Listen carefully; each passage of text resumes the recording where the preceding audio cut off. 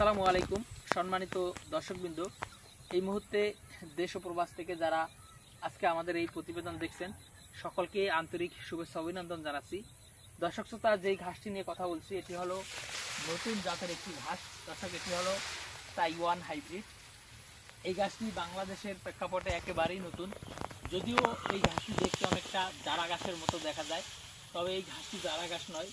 এটি হলো তাইওয়ান থেকে আমদানিকৃত জায়ান্ট কিং নামে নতুন একটি ঘাস। দর্শক, এই ঘাসটি মূলত অনেকগুলো সুবিধা রয়েছে। এটি হলো আপনার খুব কম সময়ে কাটা যায়, বিশেষ করে 30 থেকে 35 দিনে যেমন আপনি এই ঘাসটি গরুকে কেটে খাওয়াতে পারবেন। প্লাস এই ঘাসে রয়েছে 20 থেকে 25% প্রোটিন। প্লাস এই ঘাসটি আপনার আখের মতো মোটা এবং মিষ্টি। তো দর্শক শ্রোতা, এই তাইওয়ান ঘাসটি মূলত বাংলাদেশে নতুন এসেছে, তবে এখনও অনেকেই এই ঘাসের নামই জানেন না বা অনেকে এই ঘাসের নামই শোনেননি।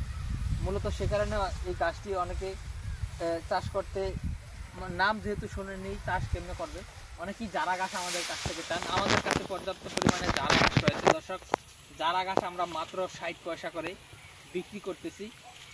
যেহেতু জারা ঘাস অ্যাভেলেবেল সব জায়গায় আছে, আমাদের কাছে প্রচুর পরিমাণে জারা ঘাসের কাটিং রয়েছে। তবে এই তাইওয়ান ঘাসটি জারা ঘাসের থেকে দ্বিগুণ ফলন হয়, প্লাস অর্ধেক সময় কাটা যায়। জারা গাছ যদি 45 থেকে 60 দিনে কাটেন, এটা কিন্তু আপনি 30 থেকে 35 দিনে কেটে খাওয়াতে পারবেন।